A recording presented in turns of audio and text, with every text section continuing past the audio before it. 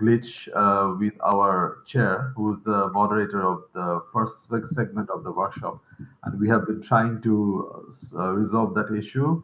Um, as long as I mean, we are giving it a few more minutes, perhaps 1 or 2 minutes or 3 minutes more, to see if the issue can be resolved, and then we will start our proceeding.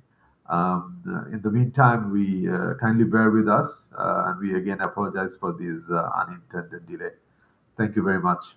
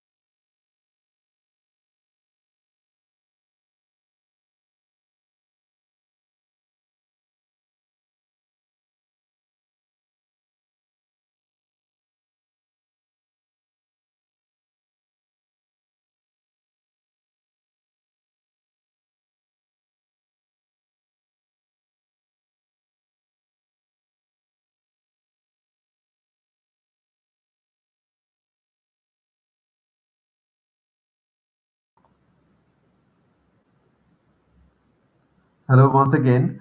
I think while we wait, maybe I can share some logistical details for the workshop already, so that our chair can have some time to fix the issue and then come back when he is ready. So I have a one slide that I can show you right now for some logistical details. So let me share my slide.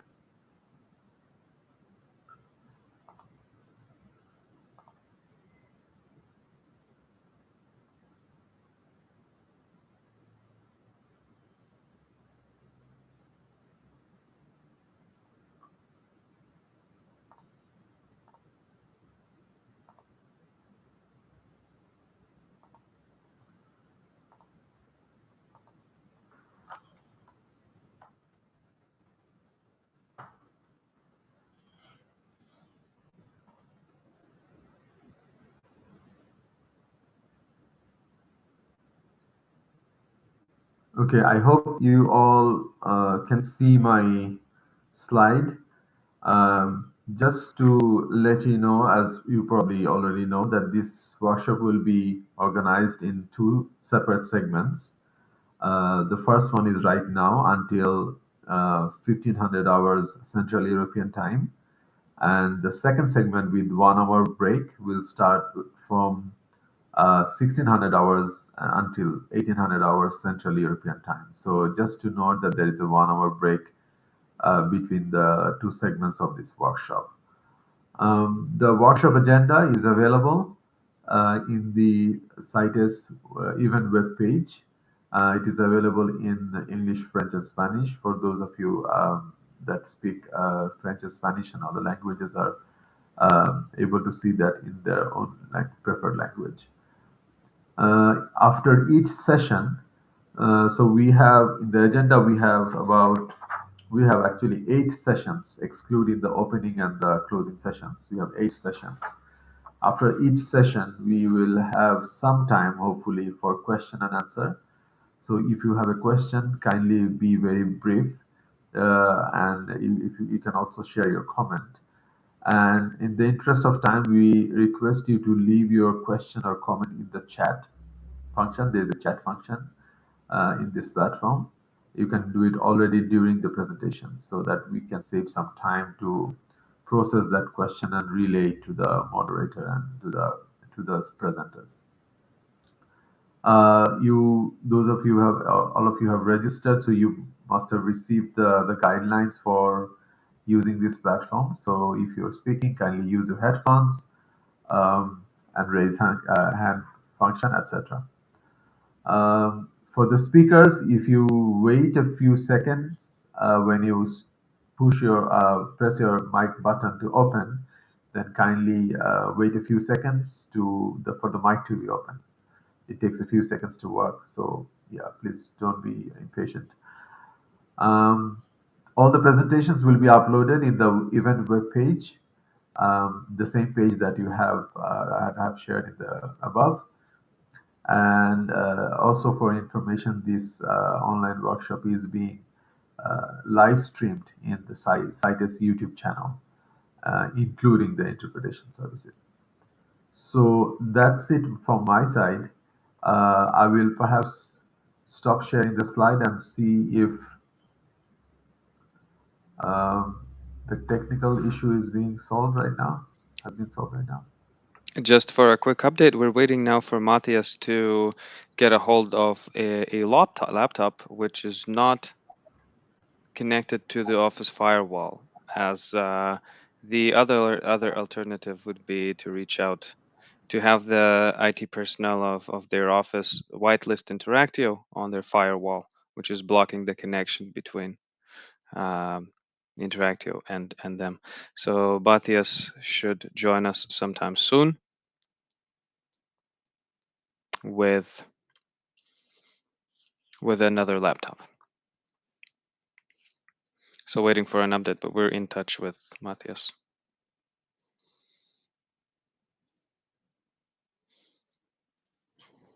Khan, could you remind the last name of Matthias? Lochar, so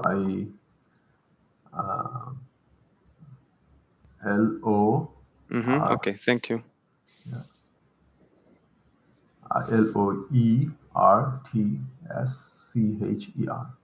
Loertschcher. Thank you.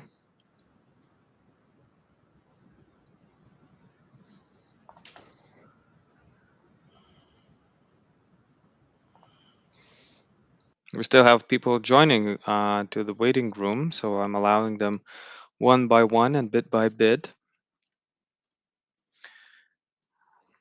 And as we're waiting for Matthias to kill some time for the present participants, I can give a quick. I could give a quick guide on how the interpretation works on this platform. Just give me a moment, please.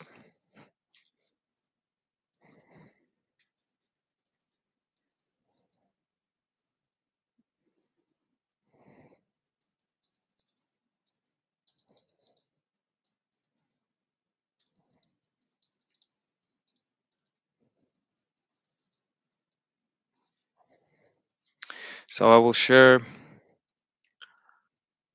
my screen. Don't be afraid of the infinite window. But this is what the user interface looks like of Interactio. In the middle, we have everyone visible on the floor. You might have noticed a purple highlight over my name. So the purple highlight is the active speaker indicator. And in order to activate it, which is really helpful, we navigate to the settings. The settings are in the bottom of bottom middle of my screen. Once I go there, I have audio, video, and general. And on general, we can change the speaker indicator because it's by default it's on off. But if you enable it, it's easier to keep track of who is speaking within all the participants. Then your raise hand button, your microphone button, and your camera button. If they're green, it means they're open. If they're red, it means they're closed. simple to understand. Um, if you would like to ask a question during the meeting, um, the raise hand uh, button needs to be clicked, and then the moderators will take some time to call you out and give you the microphone access. And then you will be able to unmute yourself, state your question, state your sentence statement. So yeah, the raise hand button must be clicked, and you will then be granted microphone access. Right, and then for interpretation, interpretation is found in the left-hand corner of your screen. So for me, right now it says floor because I haven't clicked on it once, and floor is the original meeting language. Means that on the floor, this floor channel, there will be no interpretation. However, if I click on it, I get a list of all the available languages: English, French, Spanish. If I click English, it means that for the whole duration of the meeting, I will be receiving English language, either if it's original or if it's interpreted audio. Doesn't matter. But there is no need to switch between languages. If you want to hear English throughout, keep it on English. If you want to be hearing French throughout,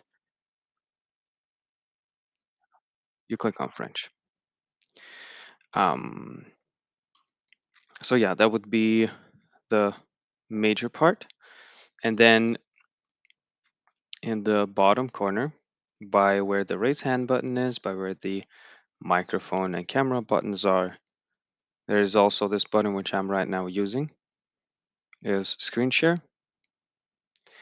If I would click on it once now, I would stop sharing my screen. But initially, um, once I click on it, it gives me an option to choose what would I like to share, either my entire screen, a specific Chrome tab, or a specific window from my applications.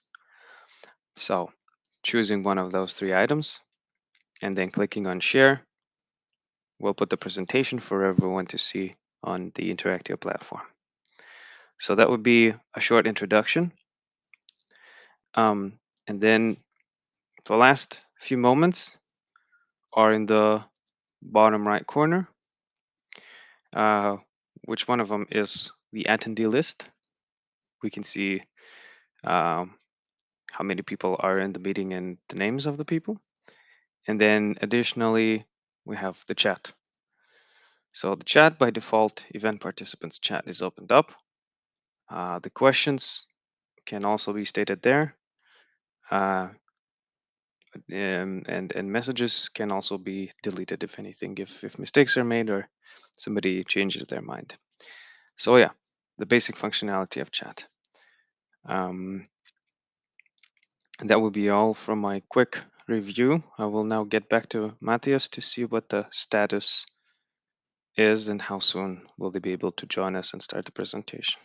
Well, I have tried to join. Can you hear me now? Yes, Matthias, we can. Okay. What are you joining from? Where are you joining? I have I have I have fetched another laptop that is not connected to our system. Sorry about that. Amazing. No worries. Thank you very much, Matthias. Take it off from here. Okay. Can I start, Saline? Okay. Yes, please. The floor is yours entirely. Okay, very good. So, hello everyone. Sorry about those technical glitches. They seem to be unavoidable sometimes. I would like to welcome everyone to this online CITES workshop on transport of live specimens. Big welcome. So, my name is Matthias Lurcher. I'm head of the CITES Management Authority of Switzerland and also chair of the CITES Animals Committee. I'm very pleased to deliver the opening remarks and be the moderator for this first part. The workshop is being organized in connection with COP19 Decision 19.158, which asks the Animals and Plants Committees, in consultation with the Standing Committee, the Secretariat, and the International Air Transport Association IATA, shall hold a workshop to share best practices related to live animal and plant transport.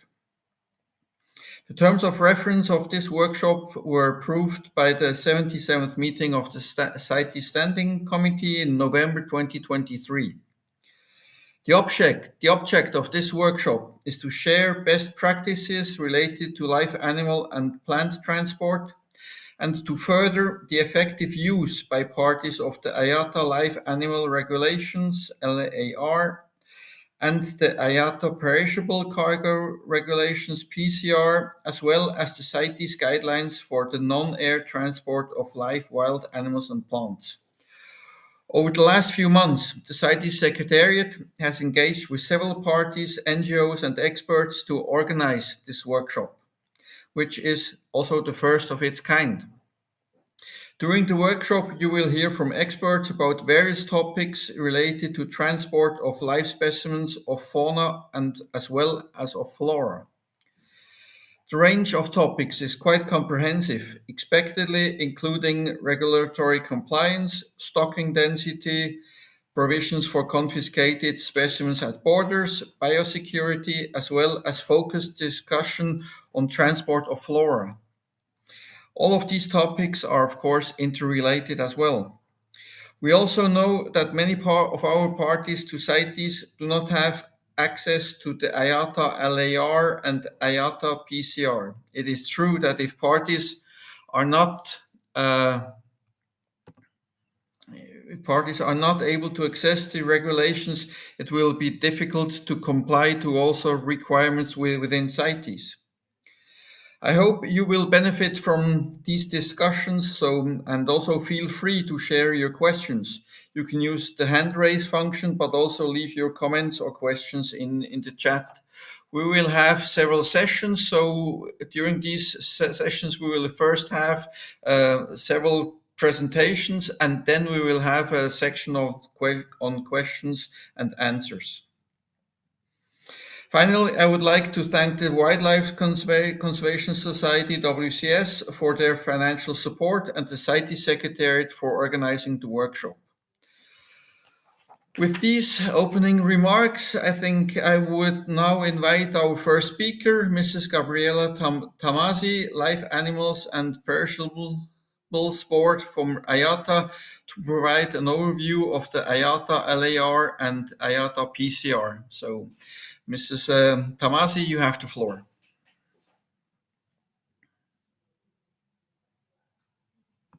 Thank you. Let's hope that the technical challenges are all behind us now for today. Can you all see my screen?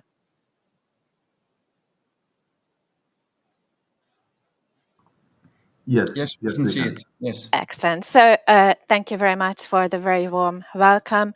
I am going to talk to you about understanding and complying with the IATA LAR and the PCR. My name is Gabriela Tamasi. I work for IATA Cargo as a technical standards executive. IATA Cargo is the cargo business of Iberia, British Airways, Aer Lingus, Vueling, and Level. I also have the honor of being the chair of the IATA Live Animals and Perishables Board. I have a very brief but very compact agenda for you today. I'm going to introduce you to IATA, the Live Animals and Perishables Board, and then we'll go on and talk a little bit more in detail about the law and the PCR and how it applies to you. So IATA is the International Air Transport Association, is the industry's global trade association. It started with 57 founding members in 1945. Today, IATA represents about 320 airlines in over 120 countries, carrying 83% of the world's air traffic and representing most of the world's passenger and cargo airlines as well. IATA's mission is to represent, lead, and serve the air transport industry. IATA delivers standards and solutions to ensure a successful air transport. Now let's see where the LAPB fits into the overall structure. As you can see in the middle, we have the Cargo Services Conference. Under the Cargo Services Conference, you'll find 6 cargo-related boards. The LAPB is one of these on the center right. As you can see, the LAPB also has some working groups. Indicated in blue are groups where membership is dedicated to airline members only, whilst the light grey indicates that membership is available to industry participants as well. The Live Animals and Perishable Board itself has 12 members. These members are elected from IATA airline members. Membership is 4 years and we rotate membership. IATA works closely with other organizations as well, namely the World Organization for Animal Health and CITES. CITES and IATA have also signed an MOU in 2015, which formalized these two organizations' collaboration. Gabriela, sorry to Yes. interrupt.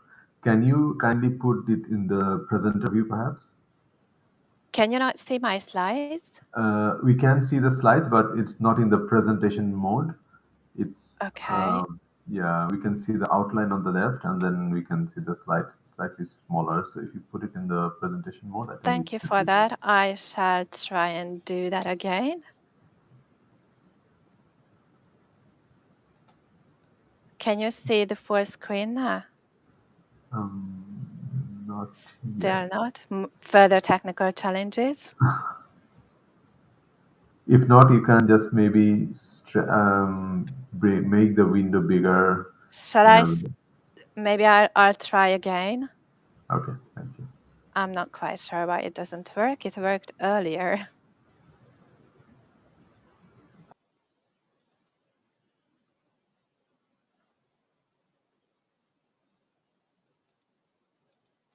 Sorry about this delay.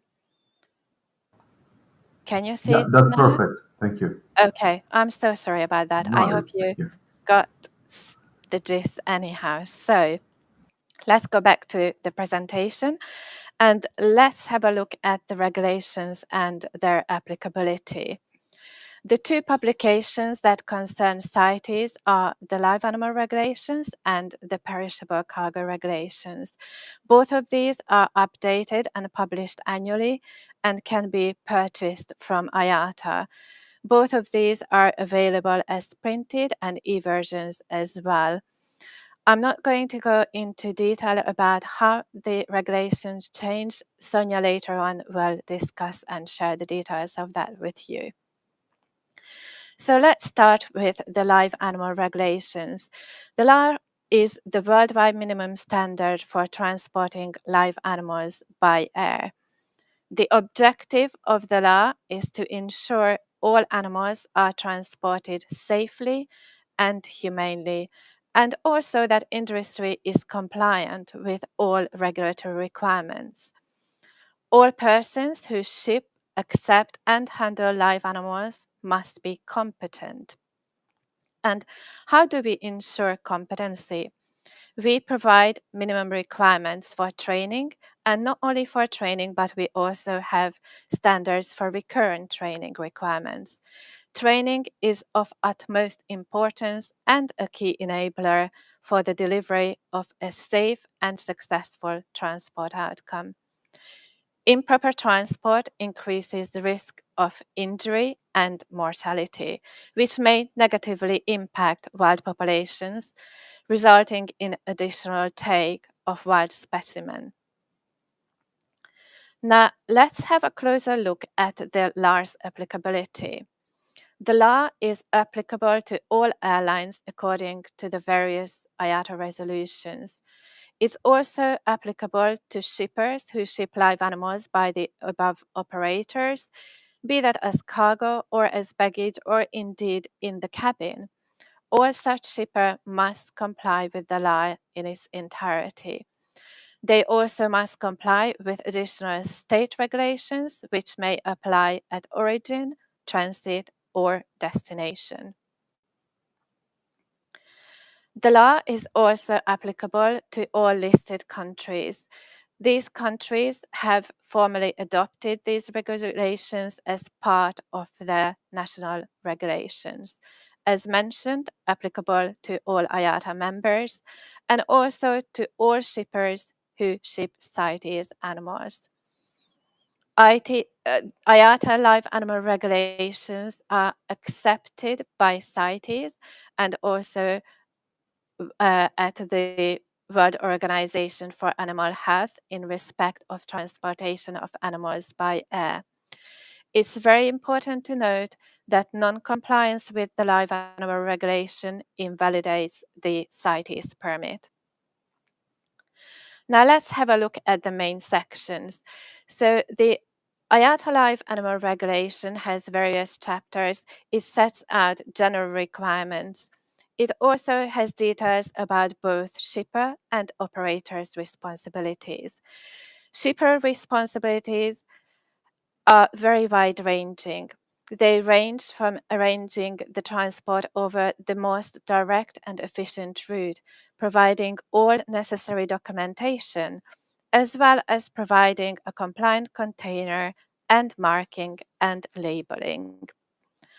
Operators' responsibilities mainly are around documentation to ensure the presence and verify the presence of the relevant airway bill, import-export permit, health documentation, and in case of CITES, the operator must check the presence of the relevant documentation too. The law, as mentioned, sets minimum standards for training, and this is applicable to all personnel handling live animal consignments. We also list state and operator variations in the law. It's very important to note that operator published variations may only be more stringent than the actual live animal regulations. We also have sections about reservation and advanced arrangements, as well as listing and description of species.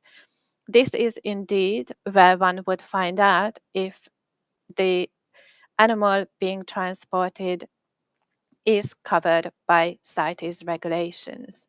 We also reference Species Plus as the most up-to-date and accurate information for reference.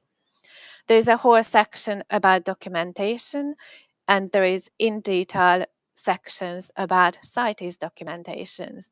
There are container requirements, marking, labeling, and handling procedures, as well as an entire section dedicated to CITES. Now let's have a look at a little bit more detail on the container requirements. These sections have a general requirements. The requirements in these sections are provided for certain groups of species. These are applicable to every single specific container requirement within that section. It's very important that the user understands that this is applicable and not only the specific container requirement. Now let's have a look at some more detail about CITES related relevant sections. Many of the species for this section, CR 71 and 84, which are relevant to requirements for non-domesticated mammals, reference CITES and highlight the importance of compliance with all relevant regulation and draws the user in specific to the documentation section. It is a CITES prerequisite that all CITES listed species are packed and shipped in full accordance with the IATA Live Animal Regulations. The regulations provide illustrations as well. These illustrations are there to assist the user so that they can provide a compliant container. However, containers may differ from the images. but it's very important that all the written requirements are fully met and adhered to. As mentioned, CITES documentation is very important for us. CITES permit special conditions section again reinforces the requirements for consignments to be compliant with the LAR for live animals and with the PCR for plants. CITES documentation is a key control.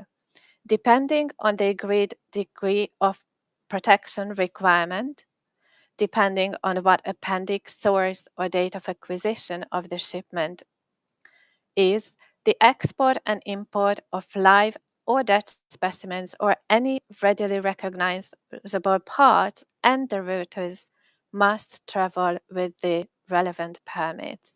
There may be one or multiple permits required. Now let's have a look at Container Requirement 71 so you have an idea about what to expect.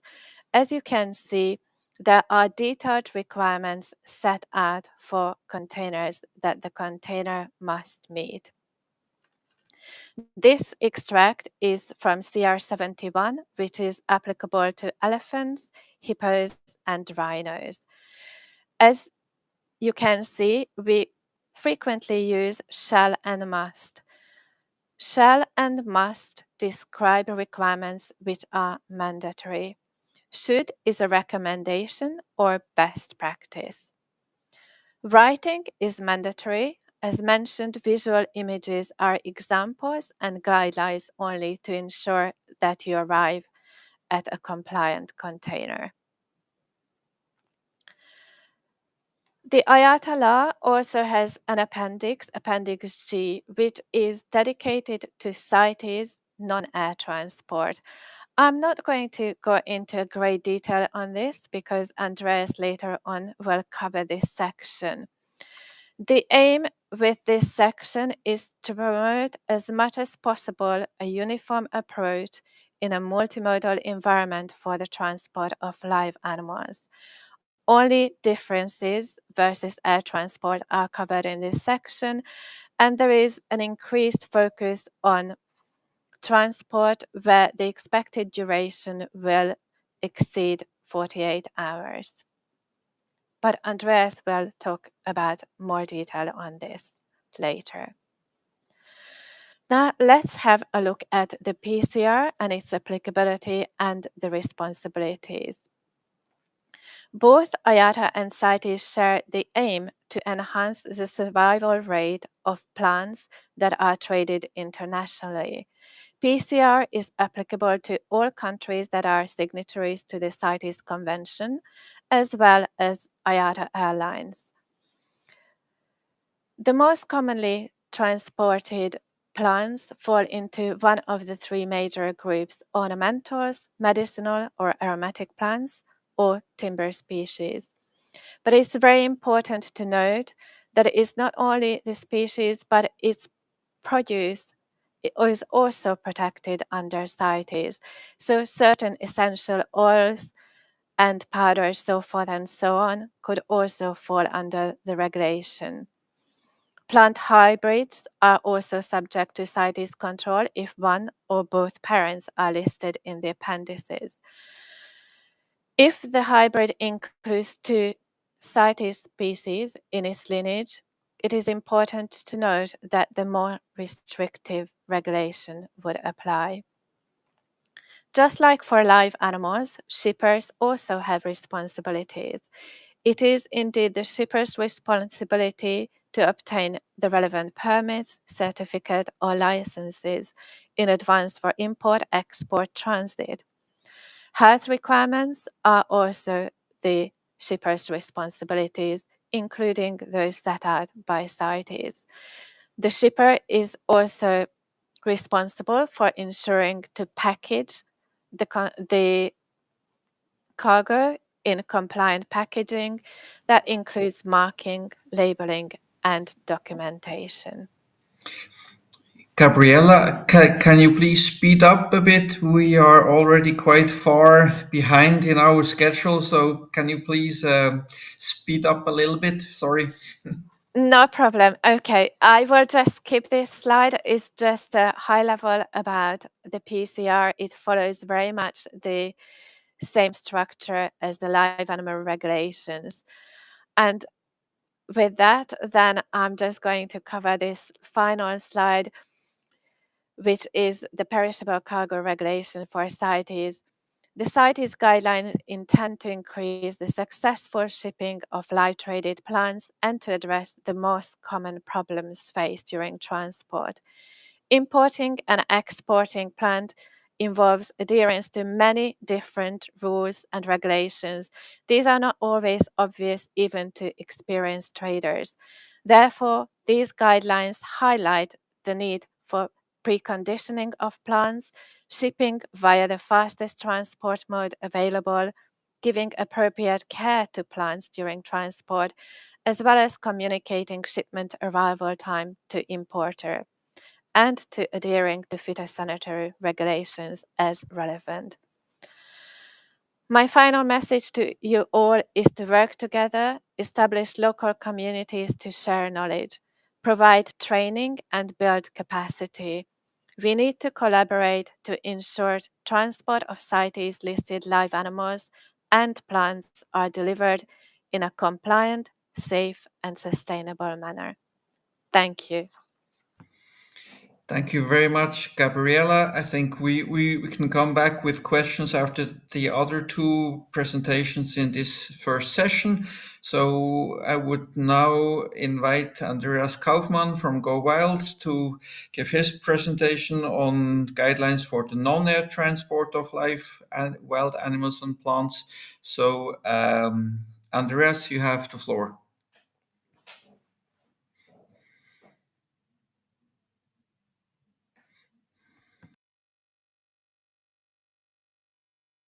Okay, now you can hear me, I guess. Yes, And I hope you can yes, see we my can hear you. presentation. Okay. For bandwidth, please allow me to switch off the camera. So, hello everyone. I try to keep this short too. My name is Andreas Kaufmann. I'm a wildlife biologist from Austria, and I have been serving on the IATA LAPP advisory panel since 2012, representing the World Association of Zoos and Aquariums. My company, Go Wild, was set up in 2007. We offer zoo and wildlife consulting, management consulting, as well as a variety of university accredited educational and training programs. I used to represent the government of Austria at CITES Animals Committee meetings from 2008 to 2013 and was honored to chair during this period the CITES Transport Working Group and lead the development of the CITES guidelines for the non-air transport of live wild animals and plants, which were adopted at the 16th Conference of the Parties in Bangkok in 2013. In the beginning, we had the CITES guidelines for transport and preparation for shipment of live wild animals and plants. At their first meeting, the CITES COP in Switzerland in 1976, it was resolved that guidelines on the care and shipment of live specimens of CITES listed species should be prepared. The resulting guidelines for the transport and preparation for shipment of live wild animals and plants were broadly based on the IATA's Live Animals Regulations and were finalized and made available to parties in 1981. They were also last revised in 1981 and determined as out of date in 2002, and a replacement should be considered. 2 years later, the parties directed the Animals Committee to develop up-to-date guidance on the transport of live animals and plants of CITES listed species to replace the 1981 guidelines. The subsequent work led to a revision of Resolution Conf 10.21, which is the main CITES document dealing with transport issues in 2007. The revised resolution recommended the parties promote the use of the IATA LAR and that the IATA Live Animal Regulations be used as a reference for transport by means other than air where appropriate. Consequently, the Animals Committee established a new transport working group in 2008 to work on a scoping exercise to determine the need for creating new guidelines. Later on, this working group became a joint working group of the Animals and the Plants Committee, which I had the honor to chair. The Transport Working Group very soon came to the conclusion that there was no need for creating completely new guidelines from scratch, as the IATA LAR was already deemed to meet CITES air transport requirements, and, as it says, could also be used as a reference by means other than air where appropriate. Unfortunately, they did not define the term appropriate, which caused heavy conflicts, as you never knew whether IATA LAR or the CITES guidelines for the preparation and shipment were to be used, and you were eventually left with the inspector's interpretation. However, we figured the LAR could be used for land transport in most, if not in all cases. Nevertheless, making the LAR the sole standard, as was envisaged by CITES at one point, would have eliminated and made illegal all good practices that have been used in surface transport successfully for long times. So making the LAR the main reference seemed reasonable, but we also had to provide for different procedures and/or deviations from the LAR for non-air transport. To make a long story short, we finally came up with the CITES guidelines for the non-air transport of live wild animals and plants to serve as an addendum to the IATA Live Animal Regulations. These guidelines were presented and adopted unanimously by the COP and entered into force on the 12th of June in 2013. The guidelines consist of 3 parts, where a brief introduction is followed by the 2 major parts, the general conditions and the technical specifications. The general conditions first of all state that for the shipments of plants, the IATA Perishable Cargo Regulations apply. There are no deviations from the PCR for plants. Regarding the shipment of live animals, IATA LAR are appropriate for the non-air transport of all species of animals. However, for some taxa, deviations from the LAR are equally appropriate and may be the preferred method chosen by the person responsible for the shipment of live animals. The general conditions further lay out basic prerequisites like animals must be fit for transport unless they are transported for or following veterinary treatment. They mandate transport planning, talk about appropriate means of transport, required qualifications for persons accompanying transports, marking and labeling of vehicles and containers, loading and unloading requirements, as well as what to consider and provide during transport. The technical specifications now provide the details. First of all, let me point out again that the IATA LAR may be chosen and will apply to the non-air transport of all taxa. However, the deviations from the LAR compiled in this technical specification section may also be followed. It is the shipper's choice to either follow the LAR or the deviation in the CITES guidelines. Be mindful that the deviations in the technical specifications only apply to non-air transport, and they only apply to the taxa listed in the technical specifications. For example, there are no deviations from the LAR for invertebrates, crustaceans, amphibians, and reptiles.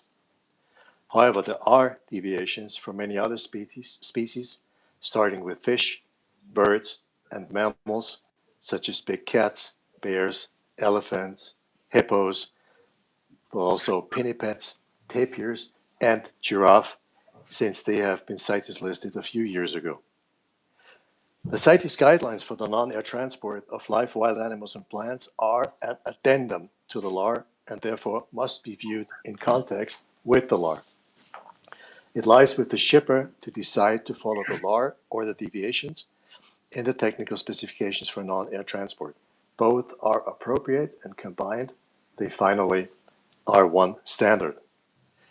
So not to run into the same problems as with the original guidelines that had never been revised and were outdated over time, a good procedure of updating the CITES non-air guidelines on a regular basis was found. The CITES Conference of the Parties decided to delegate the authority to regularly review, revise, and approve amendments to the Standing Committee and the Secretariat, who work in close consultation with the Animals Committee and the Plants Committee.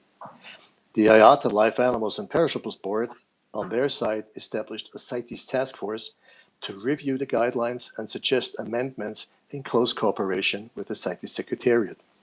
Together, drafts are formulated, which are then circulated among the Animals Committee, the Plants Committee, the parties, and other stakeholders for comments, which the Standing Committee will review and, in the best case, approve. Thank you very much.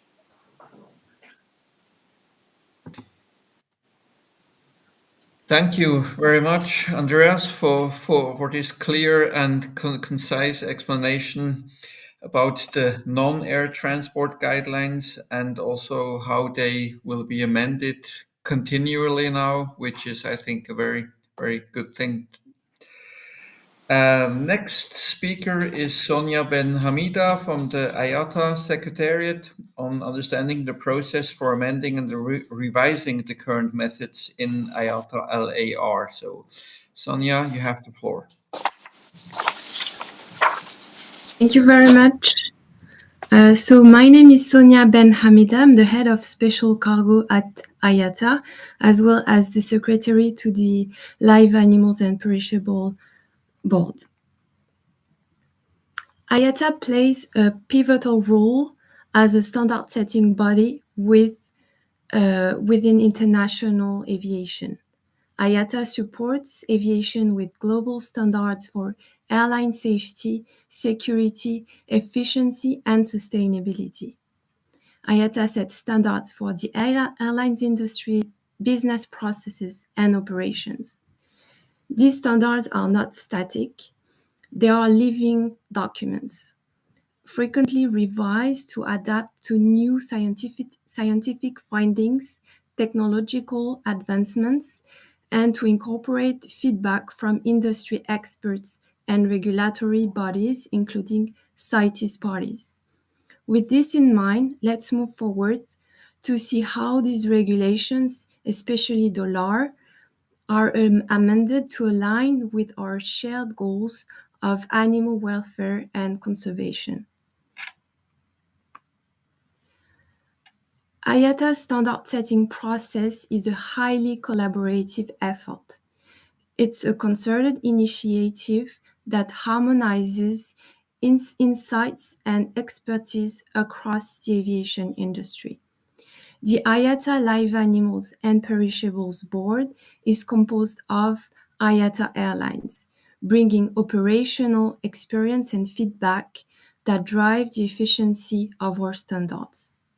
Industry experts also take part in our subgroups. These professionals come with diverse backgrounds, including zoology, veterinary science, logistics, and so on.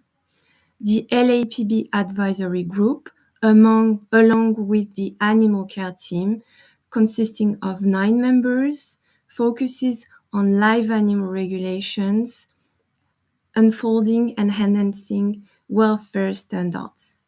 The Perishable Cargo Working Group, with its 20 members, works to refine our perishable cargo regulations, ensuring perishable cargo is transported under optimal conditions. If you're interested in making an impact on industry standards, we invite you to join us. To participate in setting the standards, reach out to us at larper@iata.org. LARPER@iata.org. IATA regulations are updated on an annual basis to reflect industry realities and priorities.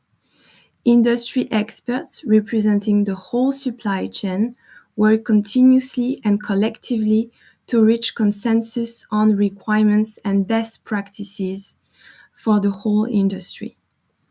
For this reason, this is important to be aware of the latest regulations to ensure the entire supply chain is compliant.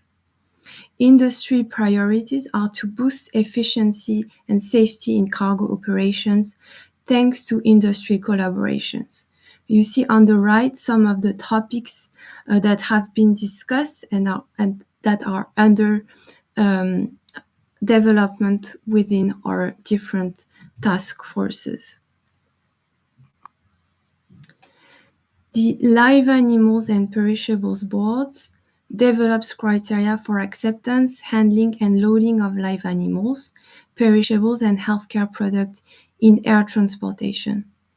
The objectives of the Live Animals and Perishables Board include considering all aspects for safely transporting live animals, perishables, and healthcare products worldwide, considering all proposals made from IATA members, CITES, and other interested parties, developing and approving documentary requirements and procedures, developing and issuing educational and training materials, maintaining close contact with shippers and international organizations. The IATA Live Animals Regulations are published annually by the IATA Live Animals and Perishables Board. Any comments or suggestions for improvement should be addressed to the Secretariat at the of the Live Animals and Perishables Board at larper@iata.org. Comments, improvements, and editorial suggestions from other interested parties and international organizations involved in the human transportation of live animals are carefully analyzed when these regulations are updated. In conclusion, the amendment of the IATA Live Animals Regulations and the Perishable Cargo Regulations is a comprehensive process that significantly benefits from the insights and cooperation of all stakeholders, especially CITES parties. Our shared commitment to animal welfare, conservation, and the safety and efficiency of air transport makes the collaboration not only beneficial, but essential. We invite all CITES parties to actively participate in this ongoing process, contributing with our perspectives and expertise to ensure that our regulations continue to set the highest standards for the transportation of live animals and plants by air. Thank you. Thank you very much for this presentation. We have now heard the basics in session 1. If anybody has a pressing question or comment, please do so and raise your hand so that I can give you the floor. I think I should see you then in the list of participants. I don't see anybody asking for the floor. Unless there is somebody in the chat. I don't think so. So thank you very much. And I would then move on to session 2. And there we have a combined presentation from Frank Kohn from the United States Fish and Wildlife Service and Carmen Medina from the Ministry of Environment from Panama on understanding the principles of live animals container design and the guidelines for evaluating the number of animals that can be transported together. So, Frank and Carmen, you have the floor. Thank you, Matthias. Just a note, the audio that I'm getting is a little scratchy. And I hope that doesn't affect this. So thank you again. So as mentioned, I'm Frank Kohn, and I've been working in conservation for over 45 years, spending 25 years in zoos, shipping a variety of species to global destinations. And for the last 22 years, I've been working with the U.S. Fish and Wildlife Service on wildlife transport regulations and coordinating the Services Plant Rescue Center program. Now, there's no way to thoroughly and adequately cover all the principles for live container design and evaluating animal container density in these few minutes, so this will be a general overview. More details can be found in the IATA Live Animal Regulations, or what we refer to as the LAR, and many of today's speakers are available to help with any questions you might have regarding container design. There are several basic container requirements that must be considered for a safe and humane transport. The appropriate container requirement, or CR, for individual species must be consulted and can be found in the LAR. The scientific or common name of the animal can be found in Chapter 6, the blue pages, which refer you to the correct CR in Chapter 8, the yellow pages. You should be aware that certain species may require reinforced containers due to their size and weight and may need lined or metal containers due to their destructive capabilities. You must follow the principles of design relevant for the particular species you are transporting. And some species may require special considerations, such as double packing to ensure containment for injurious and venomous or poisonous species. I also want to note that, as stated in the LAR, the illustrations shown in the container requirements are examples only. Containers that conform to the principles of the written standards for the species, even though they might look different, will still be considered compliant with the LAR minimum standards.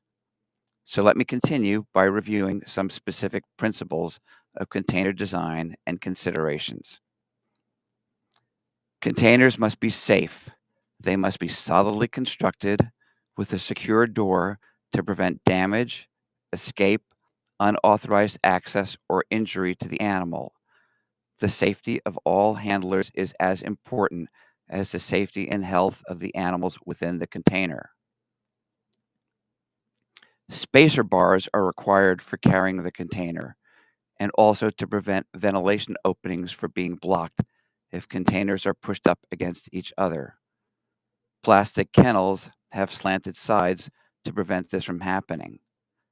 The containers shown here are all spacer bar compliant.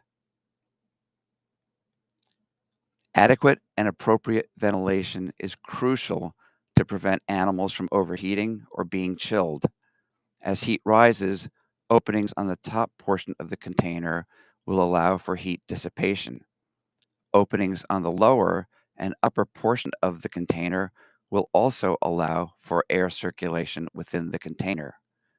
Ventilation must address the needs of the specific species. For example, elephants, which require ventilation openings on the lower portion, since that is where they are taking in air through their trunks. In most cases, food and water containers should be fastened inside the container with safety in mind, so that the animal cannot injure itself on them or tear them out.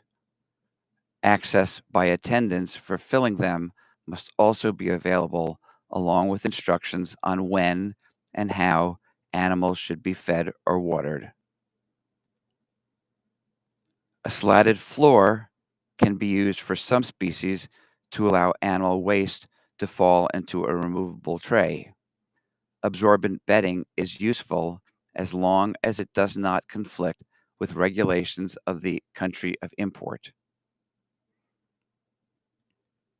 For many taxa, the container should allow the animal to sit and stand normally without their head touching the roof, or for perching birds, their tail feathers scraping the floor. Some taxa, like ungulates, are best created without the ability to turn around, but with sufficient space to lie down and to easily stand. The packing method for holding the chameleon pictured here does not comply with IATA container requirements for the species, while the koala perched on a log fastened in the plastic kennel is compliant. Labeling is essential for the safety of the animals and personnel handling them. Containers should be kept correctly oriented and tilting avoided, and the contents clearly labeled.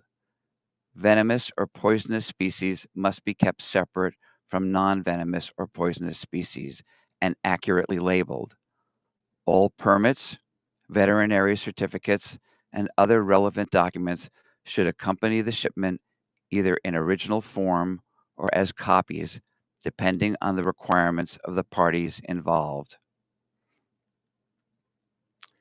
We cannot address density for packing all the different taxa here, but there are certain principles that should be followed. In some cases, several mammals can be shipped together in the same container space, although this is usually only done with young animals raised together or family groups that need to stay together. Some species are best shipped individually. Birds of the same species can be shipped together if acclimated to each other.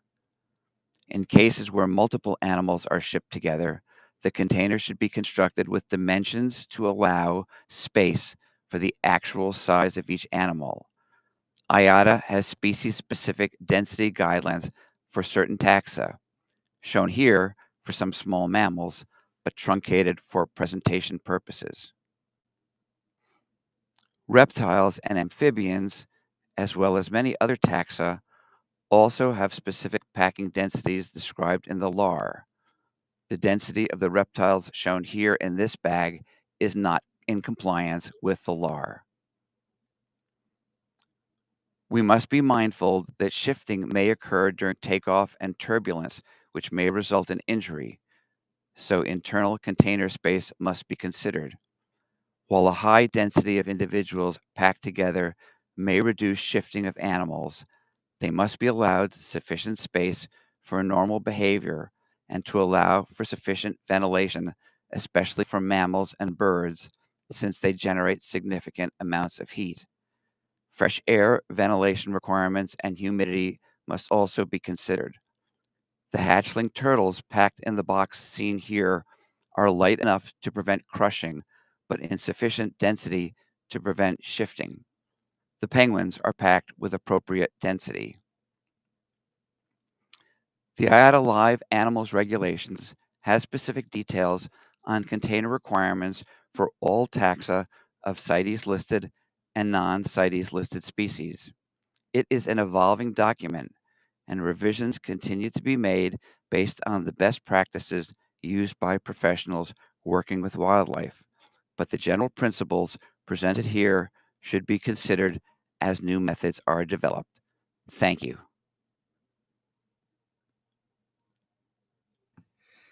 Thank you very much, Frank. Is now Carmen gonna add something, or was that the whole presentation, Frank? That was my presentation. I had not been in touch with Carmen on this at all. I don't know if she has additional information to add. Oh, okay. Thank you very much. So if Carmen is present and has also information to present, please, Carmen, you would have the floor then. But I suppose she is not here. I don't see anybody here asking for the floor. So I think with this, we can also close session 2 unless Carmen is present. So thank you very much, Frank, on this. Do we have any questions in relation to the presentation that we have seen from Frank Kahn from the U.S. Fish and Wildlife Service?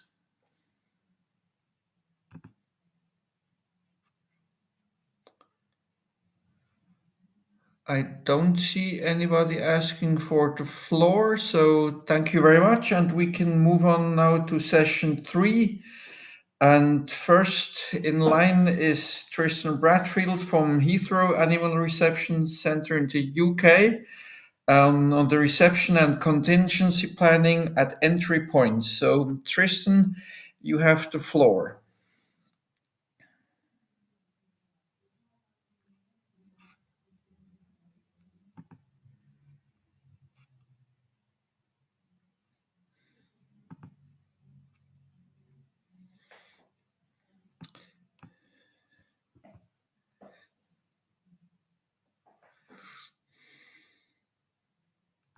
you, Matthias. I hope everybody can hear me. If you can, please let me know.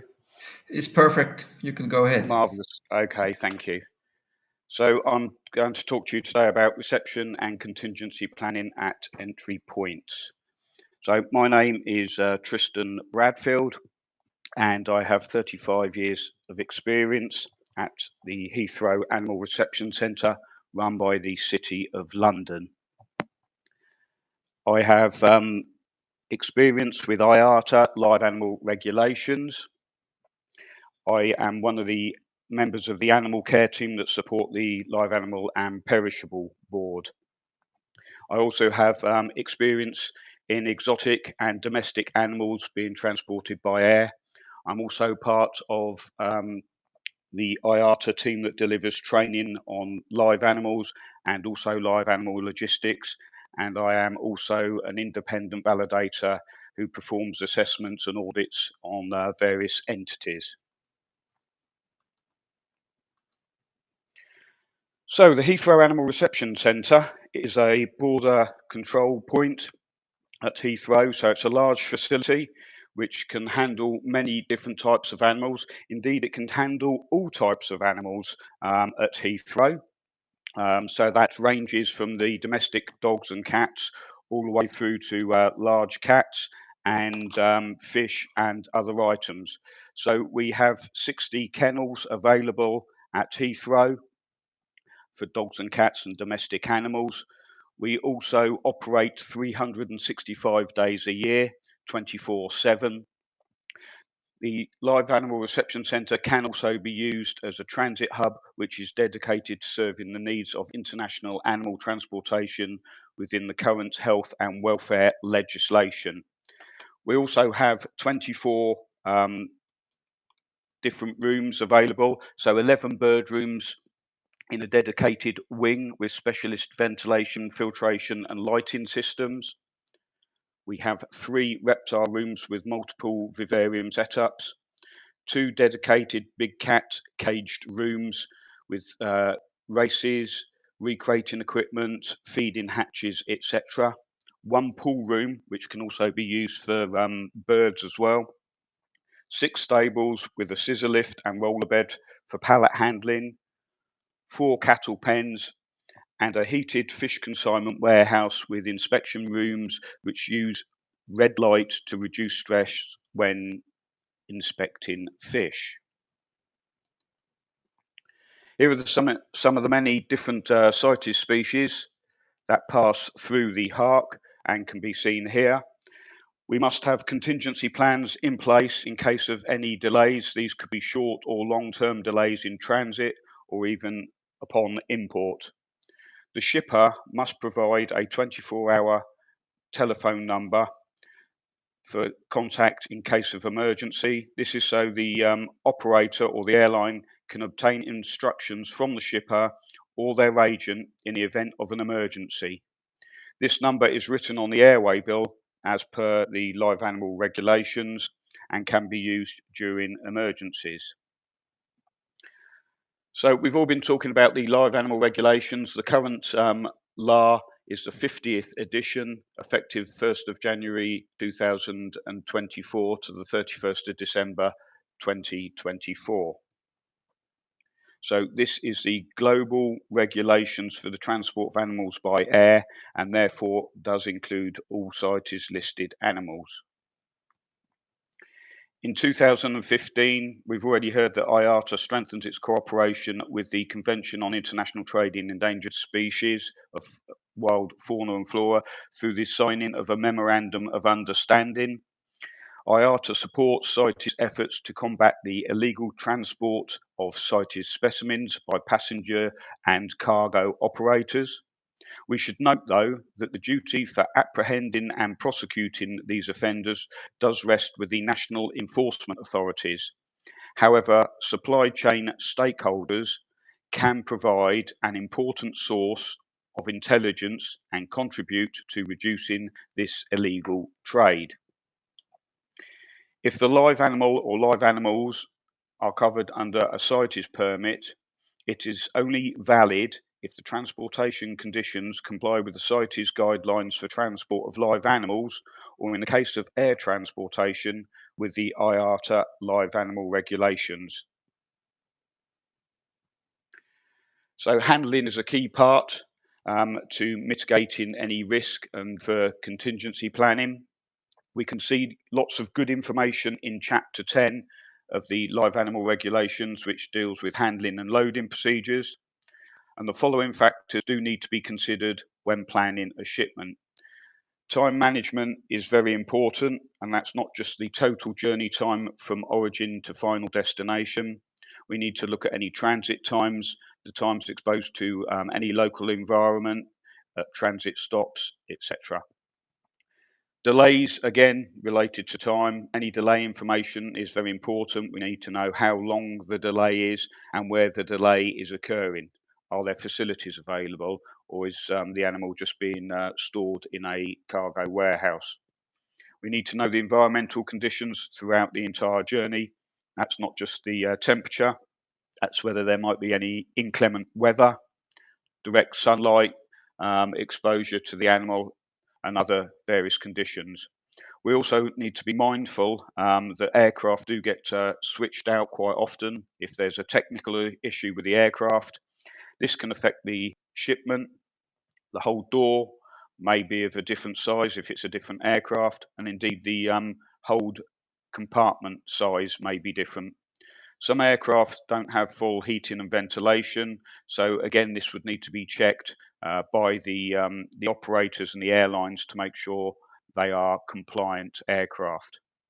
Airport congestion will have an effect on the delivery and collection times, and it's always best if these vehicles have climate control. Airport facilities are obviously essential if there's a delay, where trained staff can apply food and water as per instruction. All the containers passing through the Heathrow Animal Reception Centre are checked for compliance with the IATA LAR. Chapter 6 is used to identify the correct container requirement for the species of animal being shipped. And then Chapter 8 is used to look at the general container requirements and also the species-specific container requirements to check compliance with the LAR. All shipments are also checked for health and welfare. It should be noted that the illustrations shown in the container requirements are examples only. We can see here on this slide many compliant containers. These would need checking against the specific species being transported, but in general we can see that they've got adequate ventilation, good security, good labelling, etc. When more than one airline or operator is involved in transportation, the live animals must not be accepted for carriage unless advanced arrangements have been made.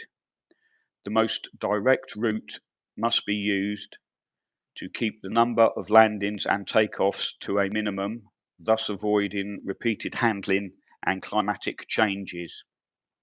If a flight is delayed in transit, water may be required by the animal.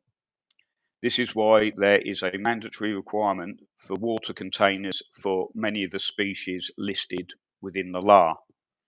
Careful thought should be given to the design and placement of such water containers as to avoid any injuries to the animal during transportation. Obviously, if animals are injured during transportation, this might cause delays, the requirement for veterinary treatment, etc.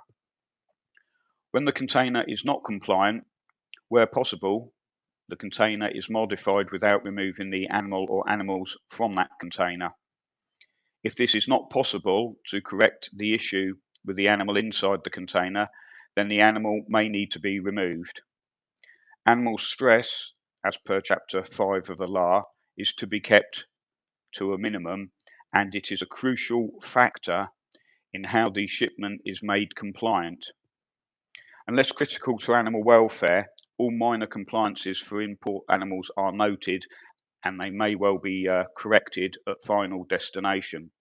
Any major issues, such as welfare issues due to size of container must be rectified, and where possible, the shipper is contacted on the emergency 24-hour contact number for advice.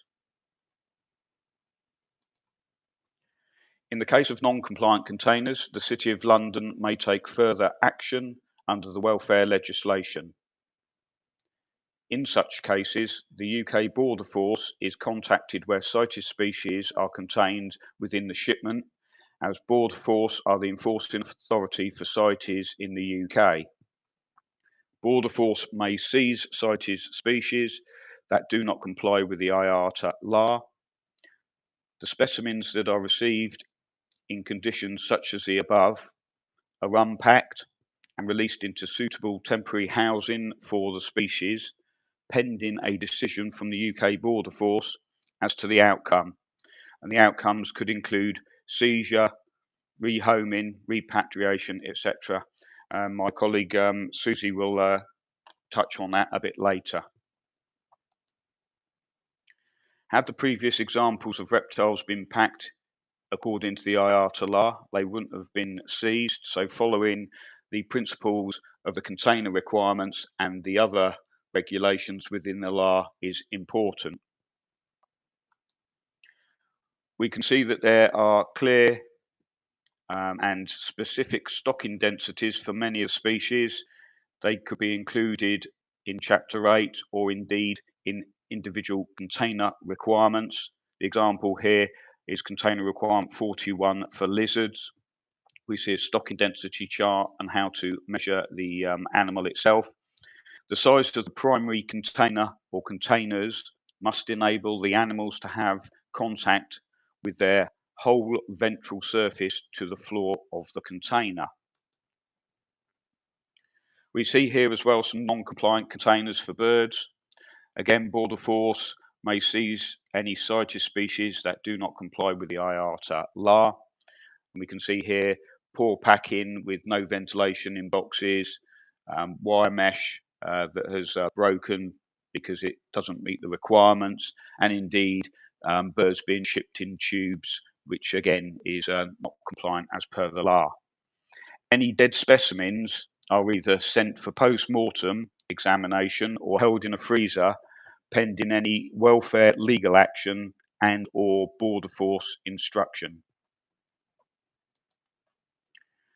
Contingency planning for when animals escape from their container should also include venomous species as well. In this case, the puff adder was captured and rebagged into a new secure bag with no holes in it. The travelling container was repaired as well for onward shipment. All the other reptiles, including the CITES species within the shipment, were counted and checked against the invoice to make sure nothing else had escaped from the outer container and into the aircraft.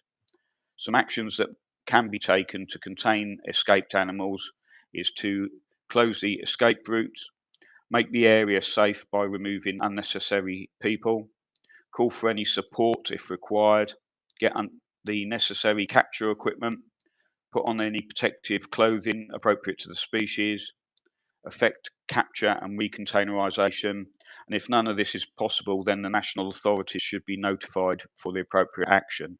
We should also look to contact the shipper on that emergency 24-hour number.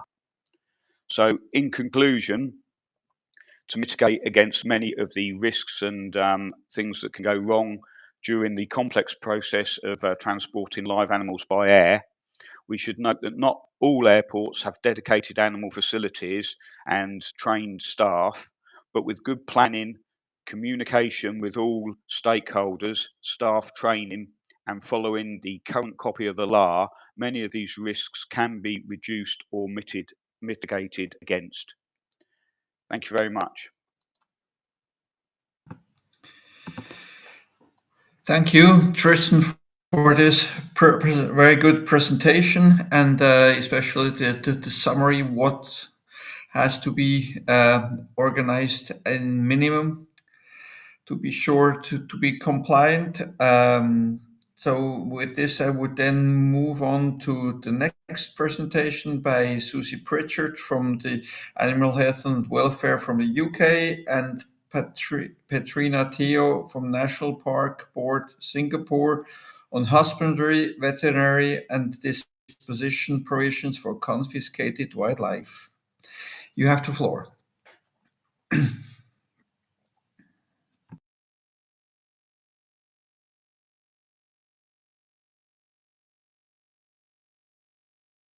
Thank you. I'm just going to share my screen to find the right slides. Bear with me.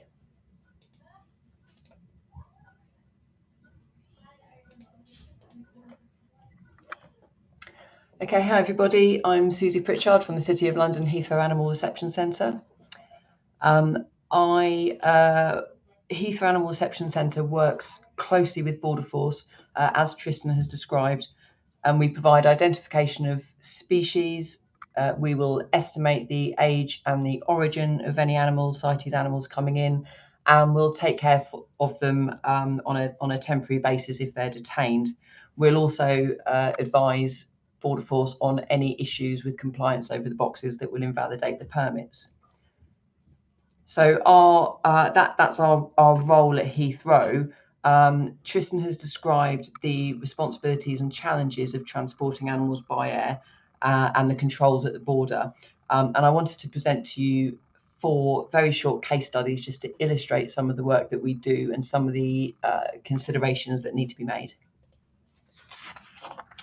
So last year in May, we had a 4-metre long Nile crocodile planned for import, CITES listed species, of course, and this wasn't seized, fortunately, but our concern was that something this size would cause a significant problem if there are any issues with the container that led to it to be seized at the airport.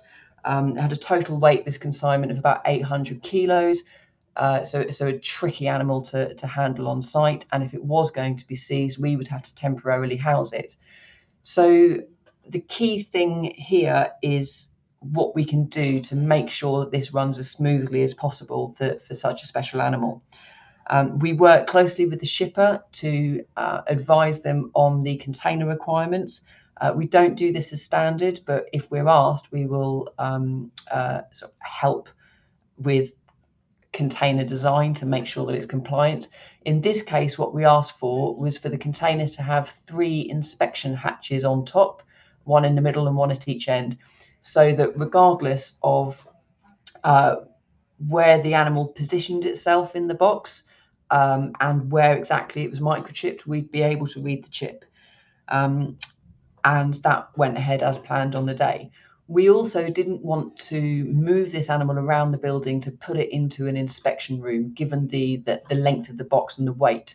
So instead, we held it in our temperature controlled vehicle in the vehicle bay until it was customs cleared. And then when it was ready to go and the collecting vehicle was on site, we lifted it out the back of the vehicle, drove that one off, reversed the other one in, and that allowed us to keep it in a climate controlled vehicle in a quiet environment and to reduce the movement as much as possible. We have had previous seizures of juvenile crocodiles, luckily juveniles, seized before because of poor packaging. So it's not unusual for us to have to hold small crocs for a while. And when you get seizures of large consignments of multiple animals, it's not unusual for us to have to hold them in higher than ideal stocking density. So biosecurity, disease screening, and having epidemiological units is really important for good general biosecurity. So luckily that croc was in and out and everything went very smoothly, but it was rather an exceptional consignment. We also last year had a really large number of parrots. So we had 4 consignments of imported parrots seized, not at Heathrow, but elsewhere in the UK, that included a total of 150 birds seized by a partner agency last year. These consignments included a number of juveniles, including these Amazons and macaws, which were terribly cute to look after, but required some special care. We do hold animal feed for a range of species on site, but in quite a small amount because it has a short shelf life and it's expensive to maintain supplies for everything that might come in. So what we need to be able to do is respond quickly, take in these animals, make sure that we've got a small amount of food, and then very, very quickly order what we need. And in the case of these animals, that included hand rearing formula and speaking to the expert vets that we contract for a hand rearing regime for these. In the case of this consignment, or one of these consignments, one parrot from the same group was held at another facility and was found to have cytosine beacon feather disease. So we carried out testing on all of the birds that we had on site as a precautionary measure. We found that one bird from the same consignment also was carrying cytosine beacon feather disease. And sadly, that animal was euthanized, but all of the others were clear of the disease. And that's a huge consideration when you're looking at rehoming options. Rehoming is the responsibility of Border Force, the CITES team at Heathrow. And in the case of these, all of these have now been rehomed outside of the trade to zoological collections. This is an older story now, but we had this passenger stopped on intelligence by Border Force. He was holding Australian parrot eggs under a false belly covering. The eggs were very near to hatching, so we put them in an incubator and needed to wait for them to feather, and so that we could make a proper species identification, because for a lot of species, identifying the eggs is quite challenging. So once we'd held onto them to a while and we were confident in our species ID, they were then eventually rehomed to zoological collections again. And the final case, just to illustrate the issues we have around disease implications, we've had a number of tortoise shipments over the years detained, either as a result of permit issues or because of packaging issues that then, as we've been talking about, invalidates the permit. So we had one large shipment of tortoises that were held on site and, despite good husbandry, gradually deteriorated. So we had a few die, and we carried out internal parasite treatment and post-mortems of the ones that had died. And one of the results was that they came back with Chelonia herpes virus. And Chelonia herpes virus can be carried asymptomatically, but in this case, it was a factor in the deaths of a few of these animals.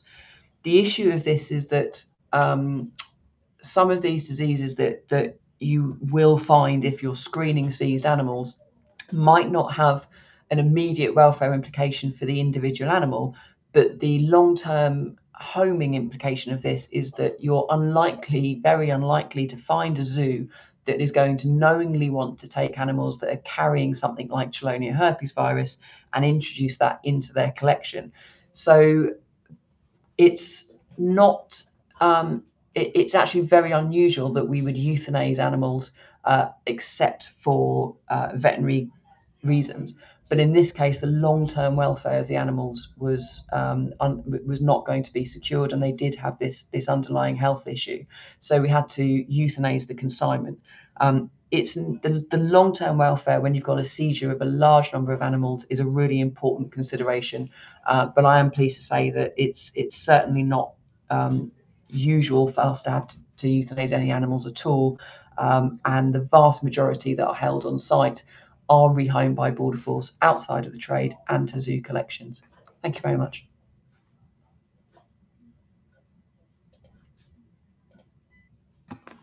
Thank you, Susie, for these very interesting case studies, which as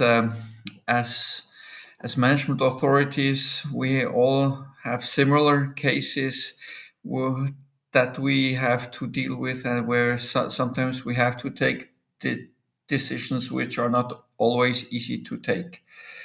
So, Petrina Tiar from Singapore, are you present, and would you be ready to make a presentation on that topic as well?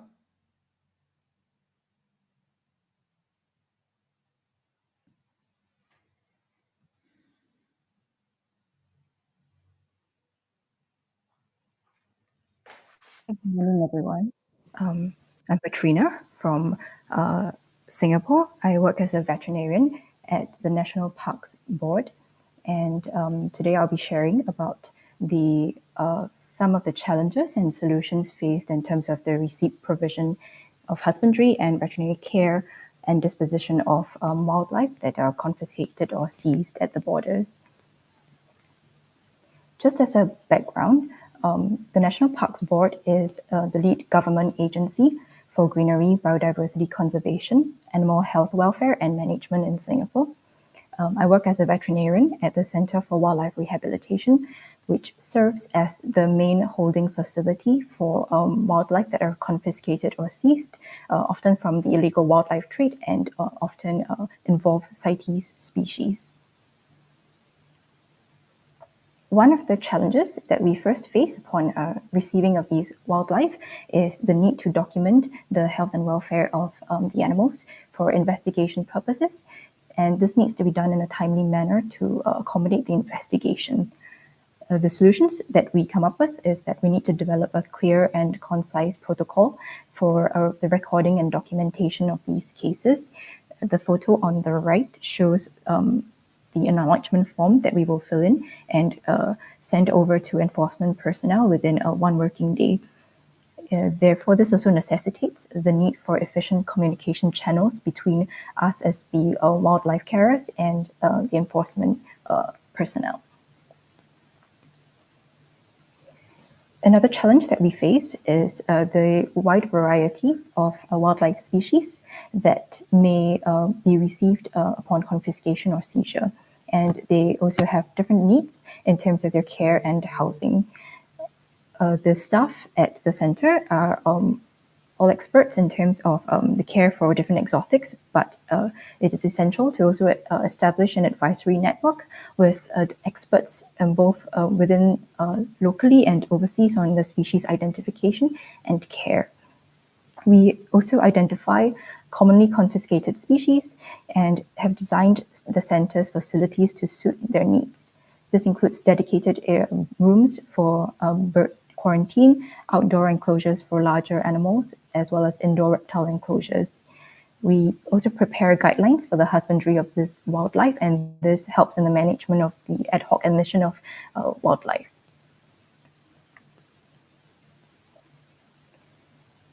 Another challenge we face is the need for sometimes in-depth diagnostics when assessing the health and welfare of the confiscated animals. This helps to inform the necessary care and treatment that may be required, and also helps to safeguard against potential disease incursions, such as transboundary zoonosis or infectious diseases of concern. We first conduct an initial health exam for the animals that we receive, and where required, we'll perform further diagnostics, including laboratory disease testing and even ultrasounds and radiographs to determine the causes of disease. We also have protocols in place for the appropriate quarantine conditions, biosurveillance testing, as well as the necessary PPE requirements for handling specific wildlife species of unknown health status. The final challenge we face is in terms of disposition, which is always tricky because we have to balance the interests that are sometimes conflicting. This includes conservation needs, animal welfare, and resource availabilities. Unfortunately, we do have to consider euthanasia for wildlife that we receive whose health or welfare have been severely compromised, and this needs to be done promptly in order to reduce the suffering of the animals. To ensure that the decision is objective and less contentious, we establish decision flowcharts, seen here, for different wildlife categories to decide on the disposition options. In terms of ensuring the options for repatriation and captivity, such as donation to zoological collections, are explored, we have to establish networks that can be tapped on, which will include other rescue centers, zoological institutes, and contacts from other source countries, who we can check in on the possibility of handing these animals after the investigations are complete. That's all I have for my presentation. Thank you for your time. Thank you very much, Petrina, for this presentation and the way you have been dealing with these issues. I think that's a very good way of how to deal with this. I have one last presentation, then I would go to question. I've seen there's one in the chat, but I will come back to that when we have heard the last presentation, which is from Thomas Deleuil from the CITES Secretariat on seizure and confiscation and CITES Resolution Conf 17.8, Ref COP 19. So, Thomas, you have the floor. Thank you so much, Chair. I will just share my screen as well, and then we can start on the presentation. Can you all see the screen? Yes, perfect. Okay, wonderful. Thank you so much, everyone. So this is going to be a short presentation on seizure, confiscation, and disposal of specimen of CITES listed species, either illegally traded or possessed. Just as way of background, remembering Article 8 of the Convention, this is the article that requires all parties to the Convention to develop measures in order to implement the Convention and prohibit trade in specimens in violation thereof. That includes measures to penalize trade in and possession of specimens or both, and to provide specifically for the confiscation or return to the state of export of illegally traded specimens. We then have Resolution Conf 8.4, which develops guidance on the requirements for national laws for the implementation of the Convention. And this resolution basically lists the essential requirements that CITES legislation need to include in every country.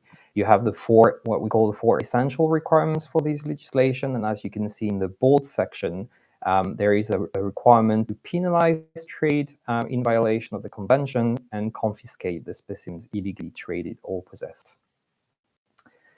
Then Resolution Conf 17.8 is the resolution by which the Conference of the Parties adopted guidance on the disposal of illegally traded and confiscated specimens of CITES listed species.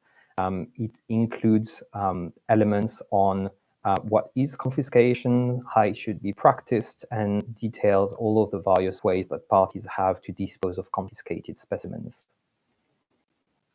The resolution is divided in various sections. This is just a quick presentation of what are the various sections. We won't enter into so many details in each of the parts, but it's just to show you everything that is in this resolution, which is one of the most detailed that we have under CITES.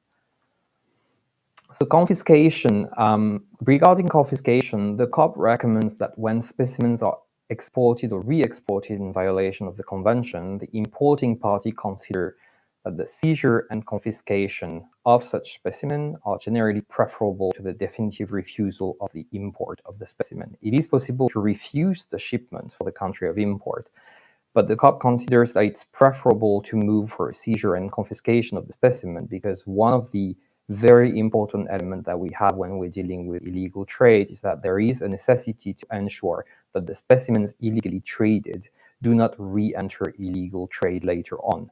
So that's why the COP prefers reminding parties that seizure and confiscation might be preferable to just a refusal of the consignment and return to the country of origin.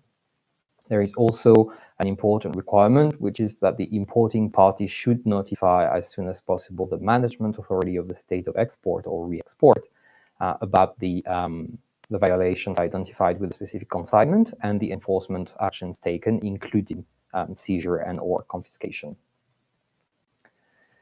So there are general principles that apply when we're dealing with disposals of specimens seized or confiscated. Broadly speaking, we have different recommendations for disposals of specimens depending on whether these are species listed in Appendix 1, 2, or 3 of the Convention. For Appendix 1, we have a rather limited number of options, whereas for Appendix 2 and Appendix 3, there are more options to follow and a bit more room to maneuver for the parties. It is the party that confiscated the specimens that makes the choice or the decision, the final decision on which method of disposal to use.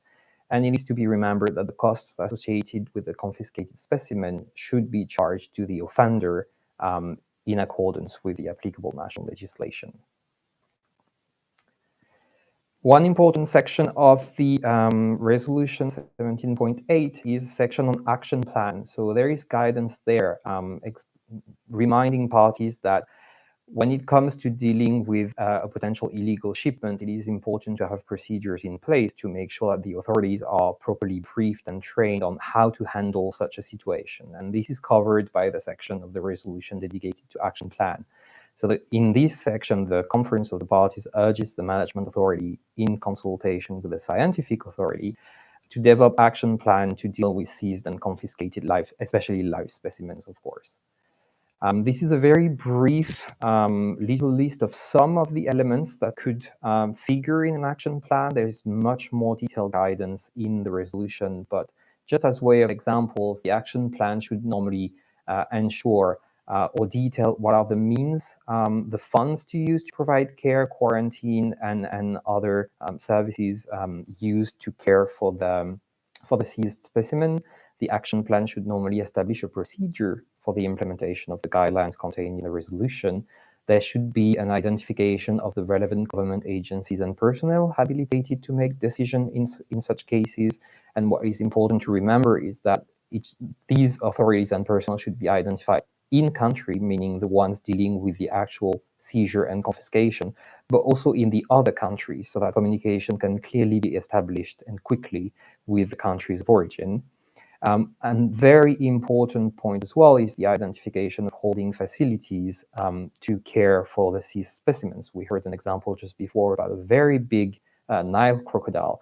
If there is a seizure or confiscation of such a live crocodile, but no way to actually care for it and hold it, then the seizure and confiscation is going to be very difficult to implement in practice. So again, these are only a few elements that appear in the resolution, but just to give an idea of what an action plan should normally be.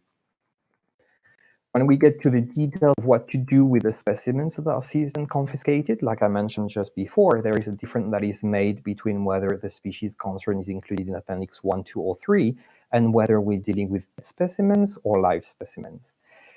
Concerning dead specimens of Appendix 1 listed species, we have a few options available. These are on the screen at the moment. The specimen can be used for bona fide purposes. That includes scientific, educational, enforcement, or identification aims. When it is not possible to use the specimens for these aims, then the specimens are either to be stored, because we're talking about dead specimen, or destroyed. But there is no possibility to auction, to sell, Appendix 1 dead specimens when they're seized and confiscated. When we deal with Appendix 2 or 3, it is for the party that confiscated the shipment to decide on the disposal method based on its legislation. Depending on the national framework, it might be a court, enforcement authorities, or the CITES authorities that are going to decide on the method of disposal. But basically, the three main methods to dispose of Appendix 2 and 3 seized specimen are auction, transformation, and or use in country, or destruction. The same applies to timber species. We have particular guidance developed on seized and or confiscated tree species. The same method to apply, and the guidance developed on tree species does remind the very important element that we mentioned before, which is that the person responsible for the offense should not receive any financial or other gain from the method of disposal selected.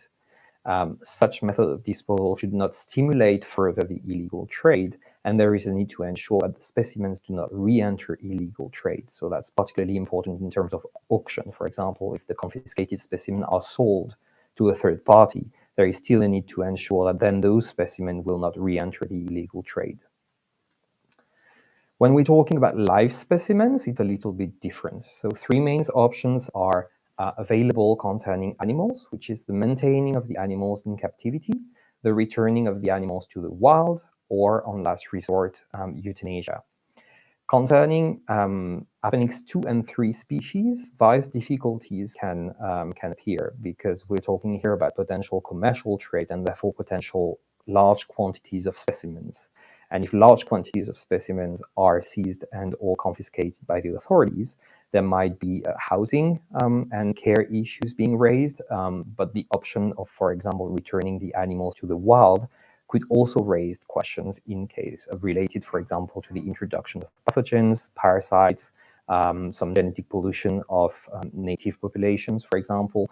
So all of these elements need to be taken into account by the management authority. And therefore, when dealing with live specimens, the Conference of the Party recommends that the management authority, before making the decision on the method of disposal, consult and obtain the advice of the scientific authority, and if possible, of that of the state of export or the state of origin of the confiscated specimen, to basically make the best available decision concerning those specimens. It is here again required that decision on disposal must discourage further illegal or irregular trade in the taxon concerned. When dealing with live plants, this is rather similar to the live animals, except that the storage question might be a little bit easier. And again, it depends on what we are seizing. One of the elements concerning the confiscated live plants is that there's a decision that must be made to maximize the conservation value of the specimen without endangering the genetic integrity. We mentioned that also for the animals before. Usually the options available are, like I said, similar to the ones for the animals. It's either maintaining the plants in cultivation for education and or propagation purposes, or when possible, returning plants to the wild, or in last resort, the destruction of the specimen. But here again, the common element that we find throughout when dealing with confiscation of illegally traded specimen is the requirement to discourage further illegal or irregular trade in the taxon. And that is a common to dead specimen, live specimens of animals, and live specimens of plants. One important element that we mentioned just before is that caring or storing seized and confiscated specimens in country comes with costs. And one important thing that the resolution addresses, and that guidance does address as well, is that there should be in country, the legislation should include provisions requiring the offender to cover the cost linked with the custody, storage, destruction, or any other step taken to take care of the seized or confiscated specimens. So this is not obviously an essential requirement of the convention, what we mentioned on the first slide, but it is definitely a good practice to have that, because otherwise the costs are going to be borne by the state authorities themselves. If a country wishes live confiscated specimen to be returned, then that country shall cover the cost or seek financial assistance to facilitate the return of the specimen to the country of export and or the country of origin.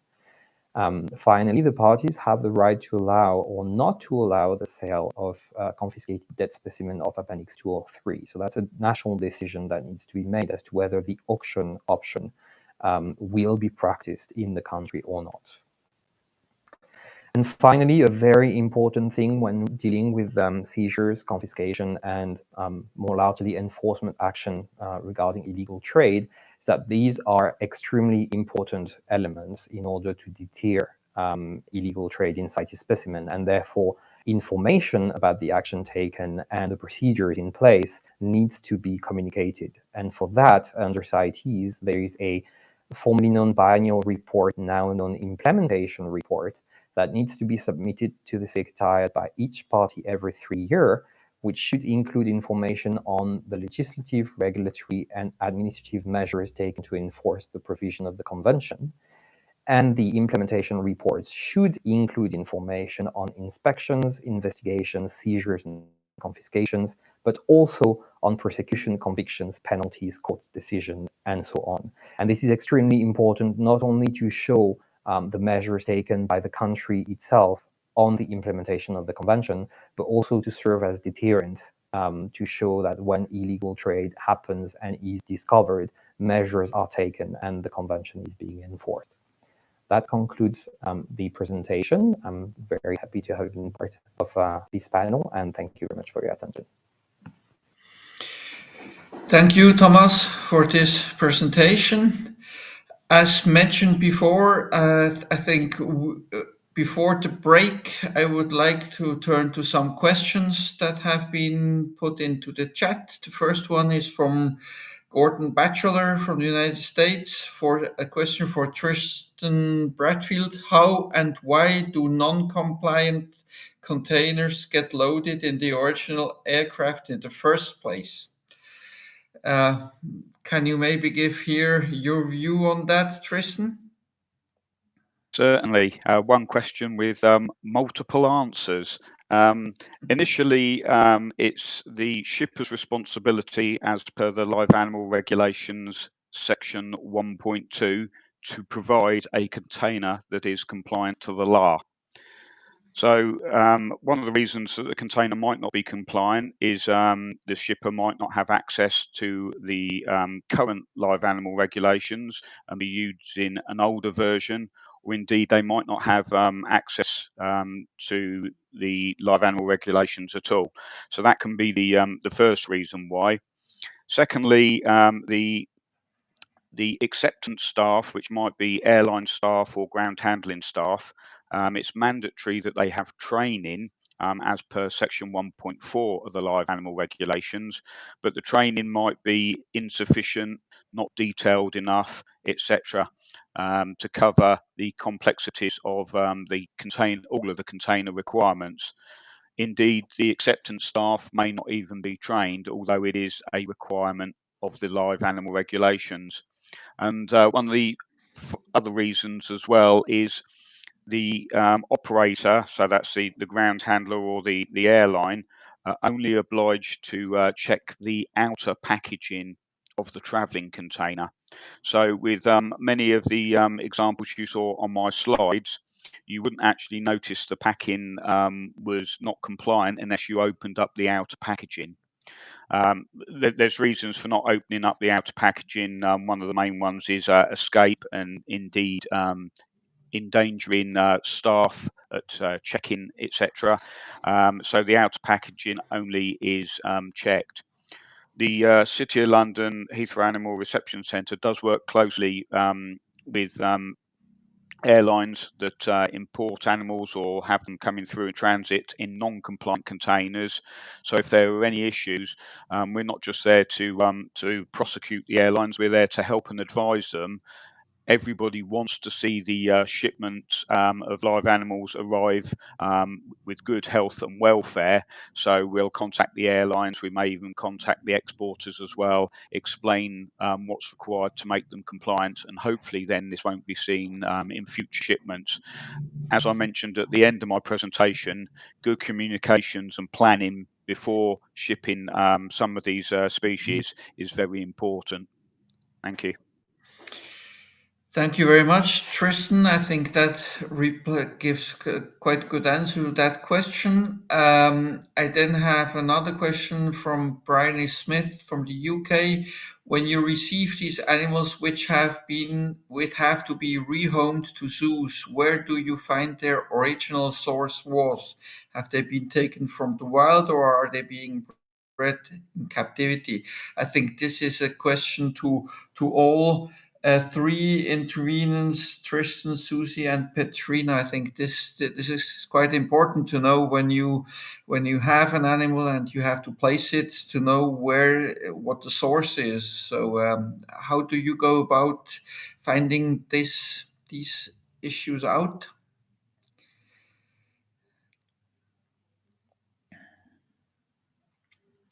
Can I maybe ask Susie first if she has an answer to that? I'm going to jump in. It's Tristan Okay. here on Susie's behalf. I believe she's not in the meeting currently. Yes. So what usually happens? It's down to UK Border Force that enforce the CITES legislation. They would do a thorough check. They would contact the shipper from the exporting country. They would look at information on the CITES permit, but sometimes we cannot get the exact location where these animals have actually originated, and sometimes there is cross-border movement, so it can be very difficult. Sometimes there's some obvious indications. If it's a subspecies, then that can indicate where the animals come from. But often this information is not available. So when the animals are rehomed by Border Force, as much information is passed on as possible. But this is also why it's very difficult to repatriate animals if you don't actually know where they've come from. Yes, thank you, Tristan. That's exactly the case. Often, I mean, if it is a illegally traded specimen, it's often quite difficult to find out where it originally came, and the repatriation in these cases is often difficult, and it can even be harmful to the population finally. So I think this is quite true. Then thank you for this answer. Then I have a question from Mexico. If I understood correctly, the question is whether there are protocols in place to sedate animals that are per their nature can be nervous and stressed, and to make sure that they are not hurting themselves. So question is here, I think, to you, Tristan, whether you do have such protocols in place to sedate animals that can be nervous or that can be quite stressed. Thank you. We don't have protocols at Heathrow, although there are IATA protocols. The information in the Live Animal Regulations is that it's recommended that any live animal should not be sedated. Basically, most sedatives reduce blood pressure. Flying at altitude also reduces blood pressure, and this can lead to some serious animal health issues. Studies have been conducted which do show that animals that haven't been sedated and are more aware of their environment do tend to be less stressed. If an animal is quite heavily sedated, it might not be fully in control of all of its functions and therefore can actually become more stressed. However, with certain species, especially if an attendant is traveling with the animal in the cargo hold effectively, as they would do with horses and other zoo animals, then some sedation may be necessary to stop the animal from injuring itself. So it's not an absolute, you can't sedate the animal, but again, good communications with the airline when you're transporting as to what you're doing is very important. Thank you very much, Tristan. I see that Andreas Kaufmann from GoWild has raised his hand, also probably in relation to that. So, Andreas, did you want to give further details on that question? Yes, thank you very much, Matthias. Instead of using sedatives, if you have nervous animals, these should be slowly accommodated to the crates, what we call crate training. So this is very essential. This might consume some time, but it will make the animals feel at home in the crate and and thus reduce and mitigate stress. Thank you. Thank you very much. Then I see Gerald Benier from Austria who has raised his hand. Is it another question, Gerald? Yeah. Do you have the floor? Do you only want to know whether it's another question? Well, is it another question you are asking?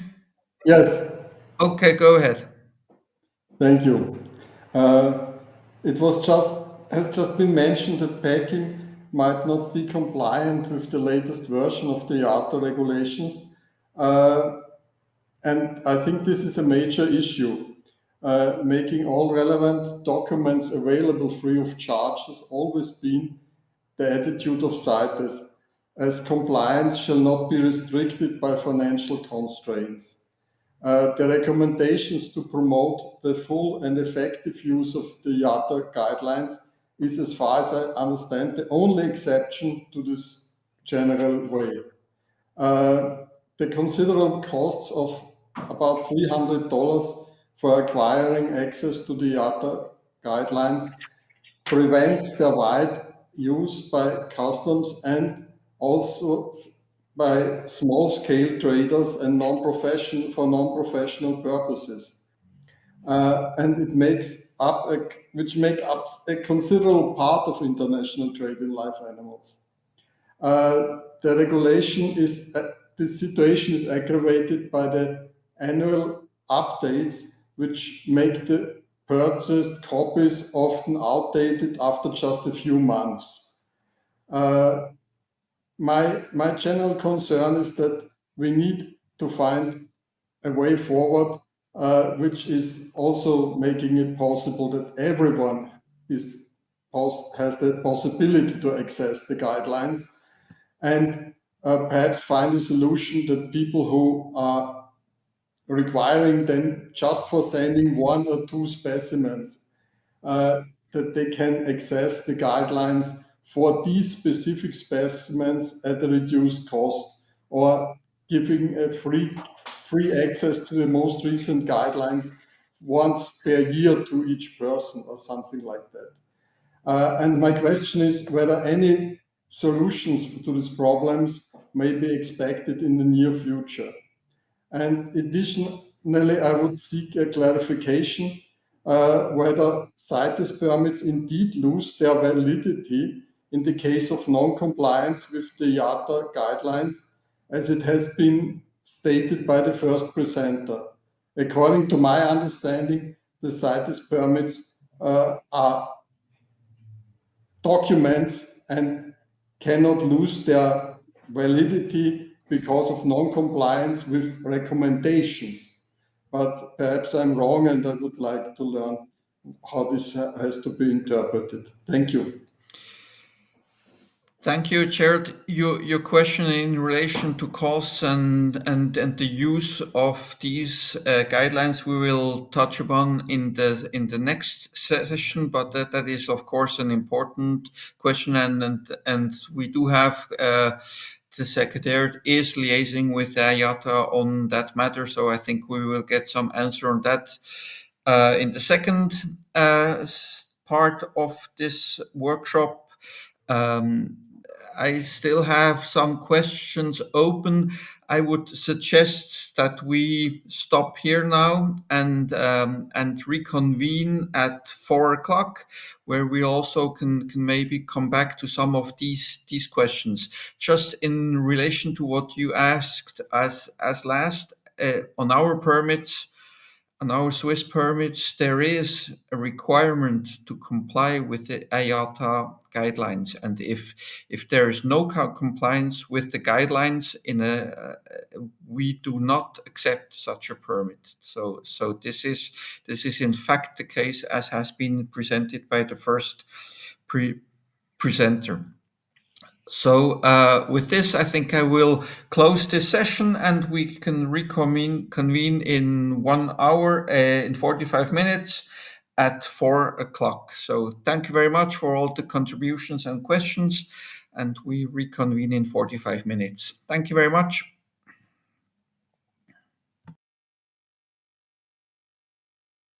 Thank you.